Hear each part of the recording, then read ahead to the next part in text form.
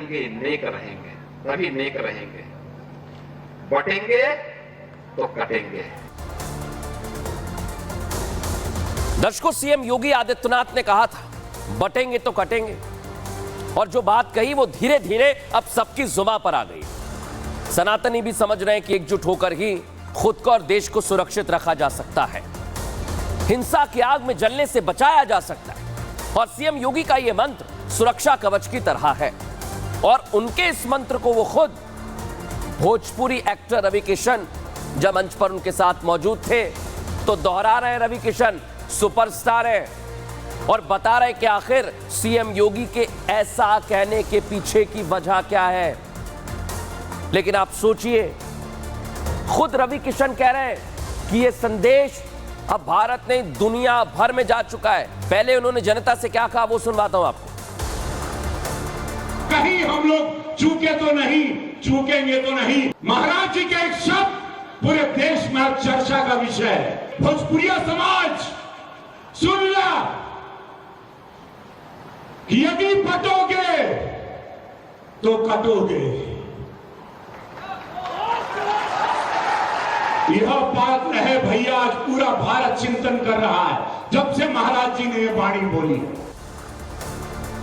दर्शकों, योगी भारत के सनातनियों को संदेश देते हैं, लेकिन उनके बयान दूसरे देशों में भी सुने जाते हैं। और ऐसा हम इसलिए कह रहे हैं क्योंकि सांसद बीजेपी के रवि किशन खुद इस बात को दोहराते हैं। जो 15 अगस्त के मौके पर स्कॉटलैंड में तिरंगे का मान बढ़ा रहे हैं, उस दौरान उनसे स्कॉटलैंड की सरकार ने उनके देश में सीएम योगी को भेजने की मांग की है। स्कॉटलैंड तो स्कॉटलैंड, लंदन जैसे देश ने भी योगी को अपने देश बुलाने की बात कही है। यानी सीएम योगी और उनके मॉडल की डिमांड हाई है। हर देश चाहता है कि उनके देश में मोदी योगी जैसे नेता हो ताकि देश को विकसित कर सके। लेकिन एक और बात है दर्शकों, जिसकी वजह से यह मांग बढ़ गई है, और यह बहुत बड़ी मांग है दर्शकों। लेकिन पहले आपको सुनवाता हूं रवि किशन क्या कह रहे हैं, कैसे दूसरे देश योगी की मांग कर रहे हैं। सुनिए जरा। स्कॉटलैंड में था 15 अगस्त को, हम वहां झंडारोहण करते रहे। ध्यान से सुनिए, हमारे बगल में अंग्रेज था, हिज एक्सीलेंसी कहल जाला, जो स्कॉटलैंड को चलाते हैं। उनके साथ मेरा कॉन्वर्सेशन हो रहा था। वो हमको बोले कि I heard about your chief minister, I heard is fantastic. हमको क्या, वो आपके चीफ मिनिस्टर शुड, हमको ऐसे लोग मिलने चाहिए, बिकॉज वहां बड़ा दंगा हो रहा है लंदन में। और दंगा क्यों हो रहा है आप लोगों से छिपा नहीं। तो आज पूज्य महाराज जी का डिमांड पूरे विश्व में बा। दर्शकों, वजह क्या है जो स्कॉटलैंड मांग रहा है? यही वजह है जो मैं आपको दिखा रहा हूं। वहां ईसाइयों की संख्या 67% है और हिंदू 0.6% पर है। लेकिन बड़ी बात क्या है, मुसलमानों की संख्या में लगातार इजाफा हो रहा है और इस तरह की डेमोग्राफी भारत में भी दिखाई दे रही है दर्शकों, और इसीलिए चिंता का विषय बनी हुई है। लेकिन इस मसले पर दर्शकों सियासत होती है इस देश में, और इसलिए आज हम कह रहे हैं, रवि किशन तो बता रहे हैं कि कैसे दूसरे देश योगी और उनके मॉडल को अपनाने के लिए उत्सुक है।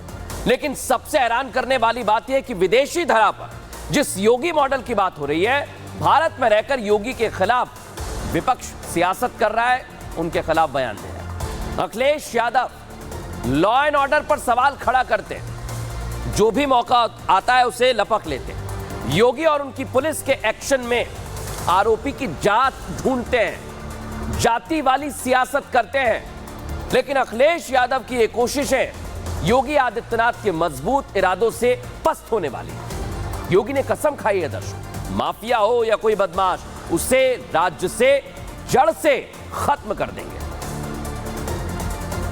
कैसे योगी आदित्यनाथ जो हमदर्दी दिखा रहे हैं अपराधियों से, माफियाओं से, क्या कह रहे हैं योगी आदित्यनाथ, सुनिए जरा।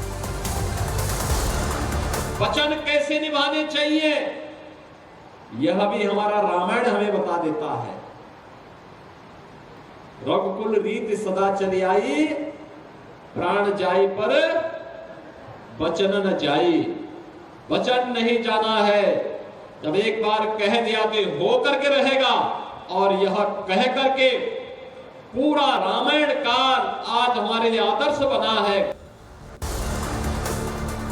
दर्शकों, योगी आदित्यनाथ कह चुके हैं प्रदेश से अपराधी और लगातार हो रहे अपराध का सफाया कर देंगे, मिशन पर है।